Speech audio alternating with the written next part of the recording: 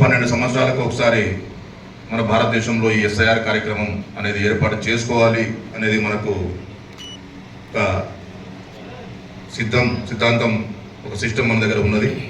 అయినప్పటికీ కూడా మరి మధ్యలో చేయలేదు. మరి ఇంచుమించుగా 20 years తర్వాత ఈ కార్యక్రమాన్ని మన దేశ గవర్నమెంట్, మన ఇండియన్ గవర్నమెంట్ తీసుకోవడం జరిగింది. మరి ఈ కార్యక్రమం అంతా కూడా మనం ఆహ్వానం పలకాల్సిన అవసరం ఉన్నది. ఆహ్వానం పలుకుతూ మన వార్డులలో ఇక్కడటువంటి ముఖ్యంగా కౌన్సిలర్స్ అందరికీ కూడా నేను తెలియజేయడం ఏంటంటే, కౌన్సిలర్స్ మరి ఎక్కడైతే మన కౌన్సిలర్స్ గెలవలేరో అక్కడ వార్డు ఇన్ఛార్జీలు ఉన్నారు మన వాళ్ళు.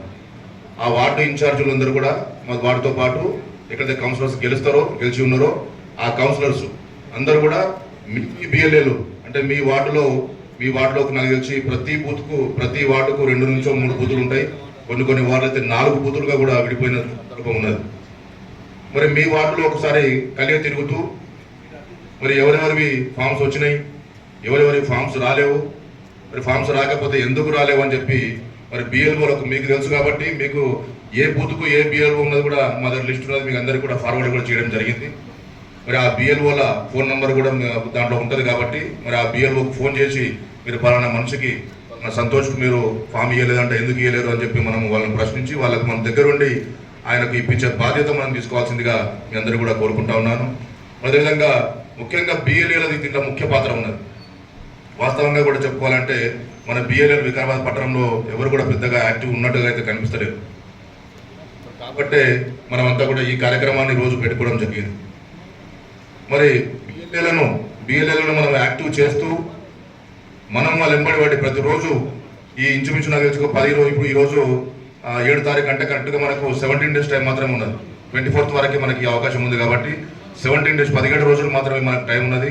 ఈ 17 రోజులు ఇక వేరే పనులు పెట్టుకోకుండా పొద్దున లేచి నేనైతే ఇంతకుముందే మరో గారు మా వార్డు కూడా రావడం జరిగింది. వారు ఫోన్ చేసినారు, సార్ మీ వార్డులోకి వచ్చినామంటే నేను పోయినా ఇదివరకు అక్కడనే కూర్చొని చక్కగా కొద్దిగా భోజనం పెట్టుకొని మళ్ళీ ఇక్కడికి రావడం జరుగుతూ ఉన్నది. కాబట్టి మళ్ళీ మీరందరూ కూడా రేపటి నుంచి పొద్దున్నే లేచి కనీసం ఒక 10 గంటల నుంచి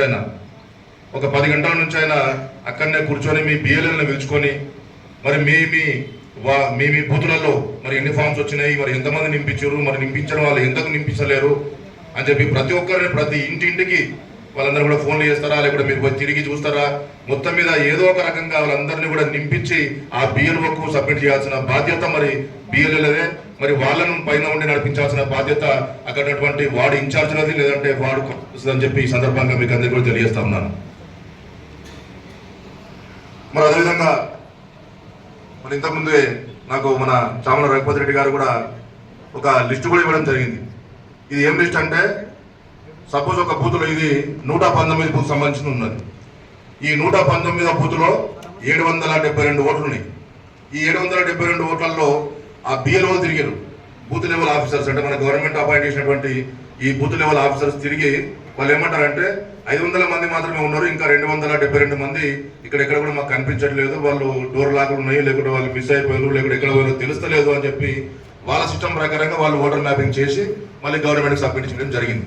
అంటే ఇంచుమించుగా ఇప్పుడు దీనికి సంబంధించి 272 ఓట్లు మిస్ అయిపోతున్నటువంటి పరిస్థితిని ఈరోజు మనం తెలుస్తా ఉన్నది, మనకు మిస్ అవుతున్నట్లుగా. మరి మనం ఏం చేయాలంటే, నా ద్వారా నేను ఇప్పుడు మన దగ్గర ఉన్నట్టు వికారాబాద్ పట్టణంలో 61 బూతులు ఉన్నాయి. ఈ 61 బూతులకు ఆ బిఎల్ఏలకు నేను ఫోన్లు చేసి ఇవన్నీ కూడా వాళ్ళకి నేను అప్పచెప్తాను.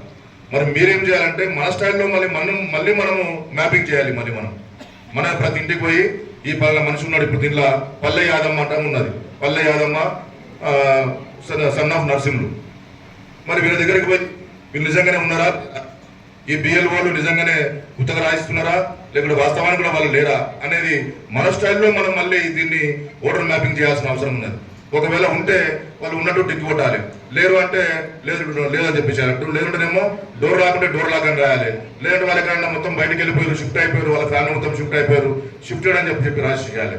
లేదా ఒకవేళ వాళ్ళ ఉంటే కూడా ఇంకా కొద్దిగా లోతుపోయే అవసరం ఉంటే వాళ్ళ ఫోన్ నెంబర్ ఏమో రాస్తే ఇంకా కూడా మనకు ఈజీగా ఉంటుంది. మరి ఈ విధంగా మనందరి బిఎల్ఏలు కూడా మన దీన్ని కూడా తీసుకొని ఈ లిస్టు మొత్తం తీసుకొని మరి ఓటర్ మ్యాపింగ్ చేయాల్సిన అవసరం ఉంది అని చెప్పి సందర్భంగా తెలియజేస్తా ఉన్నాను. మరి అదేవిధంగా చాలా మంది నేను ఇంతకుముందు చెప్పినట్లుగా మన కౌన్సిలర్స్ అయితే కొందరేమో యాక్టివ్గా ఉన్నారు, కొందరు పట్టించుకుంటున్నారు, ఇంకొందరు చాలా మంది ఎక్కువ మంది పట్టించుకోవట్లేదు. నాకు తెలిసి ఒక 30% 40% పట్టించుకుంటున్నారు, ఒక 60-70% పట్టించుకోవట్లేదు. కానీ ఒకవేళ మనం పట్టించుకోకుండా ఉంటే మనకు, మన పార్టీకి, మన నాయకత్వానికి పెద్ద ఎత్తున మనకు నష్టం జరిగే అవకాశం ఉన్నది. ఎందుకంటే యూపీలో చూసినారు మీరు, ఇంచుమించుగా 95 లక్షల ఓట్లు అక్కడ యూపీలో మొత్తం తీసేయడం జరిగింది. మరి ఆ విధంగా అంత పెద్ద ఎత్తున ఓట్లు పోతే మరి మన పార్టీకి, మన సానుభూతి పరులు కానీ, లేకుంటే మన పార్టీకి ఓటేసే ఓట్లు వాళ్ళు ఏదైతే ఉంటే వాళ్ళకి కట్ అయింది అనుకోండి, మరి మా నష్టం అంతా కూడా మనకే జరిగే అవకాశం ఉంటుంది. కాబట్టి మనం దీన్ని ఈజీగా తీసుకునే వీలు లేదు. తప్పకుండా మనం అందరం కూడా దీన్ని గట్టిగా తీసుకోవాల్సిన అవసరం ఉన్నది. ప్రతి ఒక్కరం కూడా మనం యాక్టివ్ అయిదాం. ఈవెన్ ఈ రోజు నుంచి నేను స్టార్ట్ చేసిన, ఈ రోజు నేను వార్డులకు పోయినా, నేను మా వార్డ్ ఆఫీసర్లకు కూడా చెప్పడం జరిగింది, అదేవిధంగా బిఎల్ఏలు కూడా చెప్పడం జరిగింది, అక్కడ ఉన్నటువంటి మా జీపీఓ కూడా చెప్పడం జరిగింది. రేపటి నుంచి నేను ఫుల్ టైం ఇస్తా.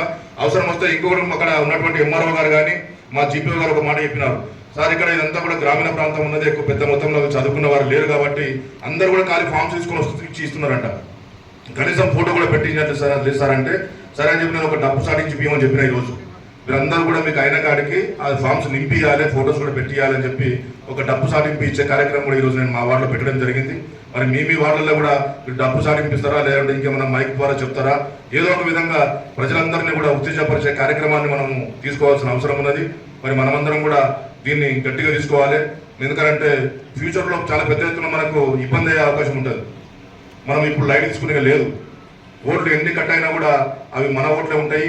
మన ఓట్లకు మన పార్టీకి పడే ఓట్లు ఉంటాయి. కాబట్టి నష్టం మనకి పెద్ద ఎత్తున జరుగుతుంది. కాబట్టి ఆ నష్టాన్ని పూడ్చే విధంగా మన ప్రయత్నం ఉండాలి, మన పని ఉండాలి. అందరూ కూడా యాక్టివ్ కండి, ఇన్ఛార్జీలు యాక్టివ్ కండి, కౌన్సిలర్స్ యాక్టివ్ కండి. అందరూ కూడా వారి వార్డులలో తప్పకుండా 100% మ్యాపింగ్ చేయండి. 100% ఫామ్స్ అన్ని కూడా నింపి అక్కడ ఉన్న బిఎల్ఓలకు ఇవ్వాలి. ఇచ్చిన తర్వాత కూడా మళ్ళీ వాళ్ళు సిగ్నేచర్ పెట్టి మనకు ఒక ఫామ్ కూడా ఇస్తారు. మనం ప్రతి ఒక్కరం కూడా, ప్రతి ఒక్క ఓటర్ కూడా 2 ఫామ్స్ నింపియాలి. ఒక ఫామ్ నింపి వాళ్ళకి ఇవ్వాలి, మళ్ళీ ఇంకో ఫామ్ కూడా మనం నింపుతాం, కానీ దాన్ని సంతకం పెట్టి మనకి ఇస్తారు వాళ్ళు. దాన్ని మళ్ళీ వాళ్ళు సిస్టంలో వాళ్ళకి ఒక యాప్ ఇచ్చారు, ఎస్ఐఆర్ యాప్ అని చెప్పి ఒక యాప్ ఇచ్చారు. ఆ యాప్లో దాన్ని ఫోటో ఇస్తాన్ని అప్లోడ్ చేస్తారు. అప్లోడ్ చేస్తే దాన్ని సక్సెస్ అయిందని చెప్పి వచ్చిందంటే ఆ తర్వాత అది ఎంఆర్ఓ గారికి వెళ్ళిపోతుంది. అది ఆ ఎంఆర్ఓ గారు చేసినట్టే మళ్ళీ మనకు లిస్ట్ చేసినట్లే ఇక. కాబట్టి ఈ విధంగా ఈ ప్రోగ్రామ్ అనేది ఉంటుంది. కాబట్టి తప్పకుండా మీరందరూ కూడా మరి యాక్టివ్గా అండి. దయచేసి మీరందరూ కూడా కష్టపడాల్సిన టైం ఇది. ప్రతి ఒక్కరు కూడా కష్టపడండి. కాబట్టి ప్రతి ఒక్కరు కూడా ఈ ఫామ్స్ నింపించే ఎంఆర్ఓ గారు రండి, కూర్చోండి, ఇక్కడ కూర్చోండి.